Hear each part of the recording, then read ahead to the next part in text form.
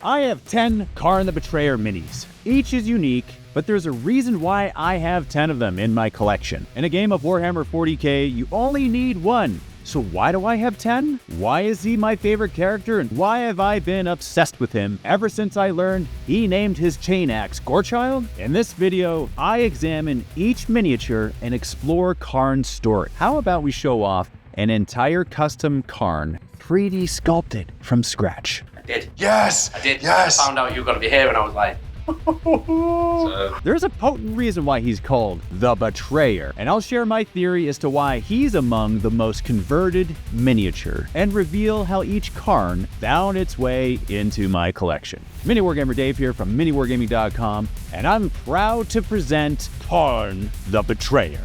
Sponsored by Wayland Games, but more on that later. Now, to properly explain why Khârn means so much to me and why I have 10 of his miniatures, I need to first give context. Khârn is a Space Marine character from Warhammer 40,000, which is a tabletop miniature wargame made by Games Workshop. In that sci-fi setting, Khârn belongs to a legion called the World Eaters. They worship the chaos god Khârn, who embodies bloodlust, violence, and martial pride, reveling in perpetual warfare and slaughter.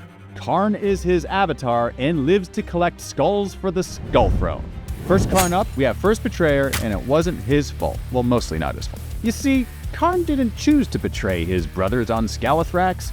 He was already dead. Well, should have been dead. Mortally wounded by a White Scar's plasma shot, he was left on the battlefield. But then, something happened. The World Eaters thought he had died, only to find him later, standing, laughing, and butchering his own legionnaires for their cowardice. Scalathrax was a meat grinder of frost and fire, and Khârn became its harbinger of madness. Which brings us to the very first Khârn I ever got. This little guy is made out of pewter. So for those of us who remember metal miniatures, these are becoming a dying breed. Its monopose is iconic and nostalgic at the same time. But how did I acquire him near 2 decades ago? So one day, my mother-in-law shows up in my studio and she puts this tackle box full of miniatures on the table. And she said, "Dave, I picked these up from a yard sale." Now, what was contained therein was actually Khârn the Betrayer. But not just Khârn, it was also an Abaddon, a Fabius Bile, a Lucius the Eternal, Huron Blackheart, with a few other squads of Berserkers and Havocs and Chaos Space Marines. And she said, the guy that sold them to me, he wasn't quite sure what he was selling, so he said I can have the entire thing for $2. This entire box, which retailed for maybe $400, was sold for only $2. She said to me, "I'm not sure if you can use these miniatures, but I figured I'd give them to you anyway because they were minis." So she didn't even know they were Warhammer minis. She just completely lucked out. And fate would have it, this would be my first Khârn the Betrayer, which I painted myself. Funny how when I pick them up, it just brings back so many memories. Second Khârn, the one Marine who can't die. Seriously, he won't stay down. You see, Khârn is blessed/cursed with an unnatural resistance to death. He's been impaled, blasted apart, even confirmed dead multiple times. Yet, he always comes back. Some believe Khârn himself yanks him from the afterlife to spill more blood in his name. Others think he's just too angry to die. Either way, don't expect him to stay down. He's basically the Jason Voorhees of Warhammer 40k. Which brings us to the second Khârn I acquired. His paint job is significantly better than my first paint job. Probably because I didn't paint this myself. I acquired this Khârn through the Painting Partner Program. And this was back when the paint job mattered more than the mini itself, so I actually used him on the tabletop. He replaced my first Khârn. But the paint job brings up an interesting point. Sometimes a good paint job on a mini, especially a hero character or a centerpiece model, serves as the focal point of an army and inspires more gameplay, which is exactly what this Khârn did. I wanted to play more because of his awesome paint job. Which brings us to Khârn number 3. Every World Eater suffered under the Butcher's nails, the implanted brain spikes that turned pain into rage. Khârn wasn't just any warrior, he wanted to prove himself to his Primarch Angron to stand among the best of the best. So what did he do? He volunteered to have the Butcher's nails hammered directly into his skull, though at the time nobody survived the process. It was a death sentence, but not for Khârn. He conquered the nails, and in so doing, he became the first World Eater to survive the nails, earning something few ever did: Engrons. respect. Even Angron, the Primarch of the World Eaters, a literal demon-infused war god, was wary of how far the nails would push his favorite son. And the result? Khârn went further than any other, surrendering his mind to the pure, unchained fury of battle. Speaking of unchained, we have a custom Khârn which has been converted and reposed by none other than MultiKhârn.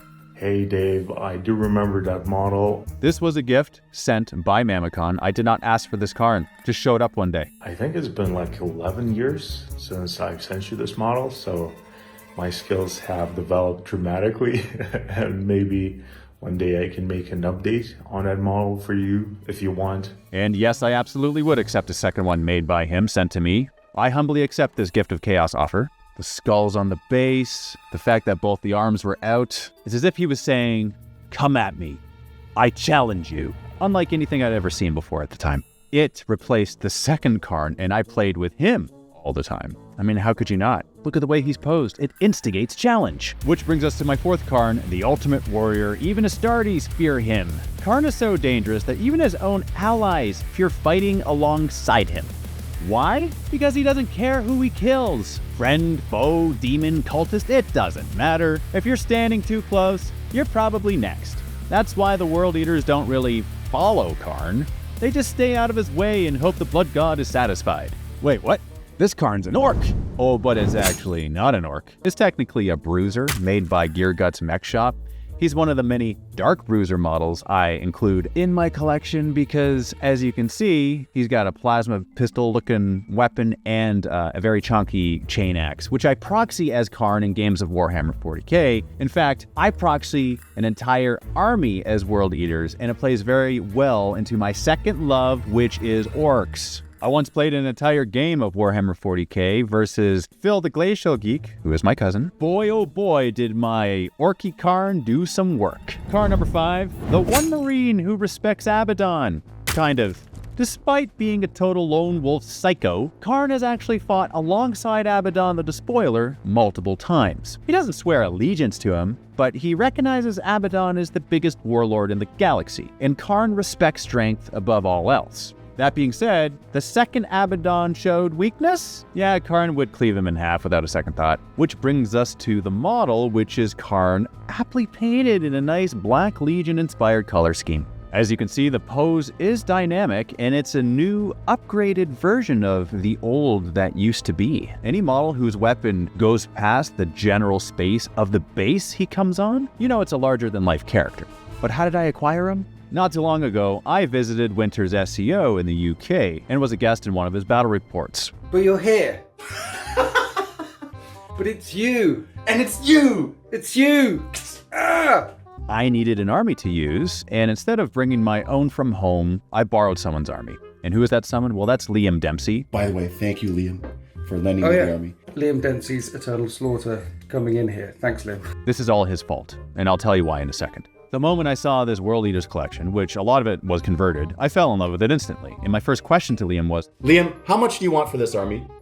But he loves this army. This is his baby. This is his pride. I know, but babies grow up and they move out and they're going to do their own thing eventually, right? Okay, I said it very unironically. And the response I got back was very disappointing. He said, Dave, never in a million years. How dare you even ask? It's kind of an understandable answer because that's what I would say to anyone who asked me for any of one of my chaos models, so it's all good, okay? No judgment there. Not much anyway. A couple years later, do I not receive a message from Liam which said, and I quote, what if I was in a place where I was actually happy to sell my chaos to you? They could be yours, Dave. They could be yours. Now, funny enough, I actually didn't see the message the same day he sent it, so a day later he said, does this mean you don't want them? It wasn't until 2 days later that I actually saw the second message, to which I replied, oh, no, I definitely want them. For the love of all that's good and wholesome in this world, please tell me you haven't sold them yet. And then he goes, I haven't sold them yet. I probably wouldn't sell them to anyone that isn't you. Why you gotta go and say something sentimental like that and make me cry, Liam? And so he sends me the list, which has a healthy amount of infantry and vehicles. But then I thought, wait, hold on 1 second. Liam, why are you selling your army? I don't like that you're selling your army. Even though selfishly, I like that you're selling your army. Can you please help me reconcile this cognitive dissonance I'm experiencing? To which he says, I don't know what that means. And regarding price, he said, whatever you would want for it. But Liam, you still haven't answered my question. Why are you selling them? Then he said something that saddened me. He goes, I don't love it anymore. You don't love them anymore? And he goes, haha, it's all good. I just want to sell the army. Okay, all right, fair enough. So I give him an offer and he accepts it. I gotta say, my favorite minis in this collection itself are the Mauler heads because, they got 3 heads. I love it so much. And speaking of collections of miniatures, Wayland Games are a great place to stock up on your plastic crack. They carry Khârn himself and many more Chaos Space Marines and Warhammer 40k goodness. My favorite part about Wayland is they embrace all things Chaos, especially Khârn himself. I mean, who else would tolerate a maniac berserker running wild at their booth at UK Games Expo? Chainaxes are in the hands of warriors who collect skulls on the battlefield. James has it now. In true Khârn fashion, you gotta go double. Double. Yeah. And when charging in the battle, any good warrior knows Gorechild, the chainaxe of nightmares, once belonged to Angron himself. It was one of the 2 twin chainaxes, the other being Gore Father, used by the Primarch during the Great Crusade and Horus Heresy. When Angron ascended to demonhood, he left Gorechild behind, and Khârn claimed it for himself. Also, the axe's teeth are made of Mica Dragon fangs, making it significantly more powerful than a standard chainaxe. Gorechild isn't just any old weapon, it's a piece of World Eater history that still drinks blood like the day it was forged. Which brings us to Khârn number 6, and that is one in which Vito, MWG alumni, commissioned him to paint this on the side, and he did a beautiful job doing it. Because I wanted a Khârn that was in Khârn colors, right? Because it's one thing to have a Black Legion-inspired color scheme. It's another to have his true color scheme. And when I say true, I don't mean original, that's something different. I'm talking about the iconic red. That's what I wanted, and that's what I got. Very crisp, clean work all around, exactly in Vito's style. Now, when I had this Khârn painted, it was a little bit after the new model came out, and there's a reason for this. Remember that theory I was talking about as to why there's so many Khârn variants customized by artists? This Khârn right here is the culprit. I'll get into the specifics in a second, but first I gotta tell you about the legend of when Khârn killed a Space Marine captain with a melt-a-gun as a melee weapon. The legend goes, Khârn once found himself out of ammo and facing a Salamander's captain in battle. But rather than backing down, he did the most Khârn thing imaginable. He swung an entire melt-a-gun like a club, caved the captain's skull in, and then kept using it as a melee weapon until it shattered. If that's not peak Khârn energy, I don't know what is. Which brings us to Khârn number 7, which is the 30k Horus Heresy Khârn, and I love him because of that blue and white iconic armor. There's just something about the original World Eaters color scheme that I love. Maybe it's because of the grit. You really see the effects of the theater of war when you look at this. It's so grimy. You can really dial up the grim dark when you paint your World Eaters in their original color scheme. And once again, Vito painted him for me. And if you're going to have Khârn in your collection, well, you got to include a 30k Khârn too. But the reason why this Khârn means so much to me is because every time I look at him, it reminds me of one of the most iconic besties, and that would be Khârn's best friend, Argyle Tall, both of them surveying the land, seeing how many skulls they can collect. This was gifted to me by Gaz. Now the cool thing about that, Gaz is my best mate. Symbolically, when I look at this, I'm reminded of Khârn and Argyle Tall, and so that's the way it goes. On to Khârn number 8. He almost killed Sigismund, the Emperor's champion. Now the Emperor's champion against Khârn's deadliest berserker, the fight, brutal. Sigismund had the skill, but Khârn had raw, unstoppable fury. Blades clashed, ribs cracked, and Sigismund, one of the greatest warriors of all time, was pushed to his absolute limit. And just when it looked like Khârn was about to seal the deal, boom. Rogal Dorn steps in, saving Sigismund at the last second. If the siege had gone on longer, Sigismund might not have walked away. Figured I'd just add that little anecdote to show how awesome Khârn is. But okay, enough distractions. I'll explain my MultiKhârn variant theory. So, this updated Khârn model is released, right? Comparing the old to the new is very night and day. Or at least one would think. The thing about aesthetics and pose to depict an iconic character, no matter who sculpts it, ultimately it's up to the artist's interpretation to uniquely capture the essence of that character. And in Khârn's case, being the avatar of Khârn who represents unbridled bloodlust and pure unadulterated rage, there are many ways a person could imagine Khârn should look like and be sculpted into a miniature on the tabletop, which is why I wanted my own version of him. And who better than the grimdark conversion artist Blightforge to succinctly capture that for me? First off, he's well proportioned. We're talking about Khârn here. This is how big he should be compared to just any old chump who foolishly thinks he's worthy to stand next to him. My favorite part of this conversion is this isn't Khârn mid-fight, it's Khârn between fights. He's on the battlefield hunting his next prey. It's one of the most badass things I have ever seen. And this is the Khârn I use currently in my games of Warhammer 40k when I am fielding the World Eaters. Every time I bring him out, people look at him and they say, wow, that is an awesome Khârn conversion. That's how Khârn should look like. Tony, who's been a guest here at MiniWarGaming for the past week, I had him in studio and I wanted to get his reaction to this Khârn model. I like this one better. It's more intimidating. He's bigger. Not that he doesn't look like a character or like Khârn, but he you could replace him with like any of the berserkers, and he could almost be like another one of the models in the unit. Whereas that guy doesn't belong in a unit. He has a flag. He's got skulls. I love that perspective. That I never thought of it that way, but it makes total sense. Moving on to Khârn number 9, he has no fear because his brain doesn't let him feel it. The Butcher's nails don't just make Khârn angrier, they shut down emotions like fear, doubt, or hesitation. Other Astartes might feel instincts kicking in, they might hesitate, they might think. But Khârn doesn't feel that at all.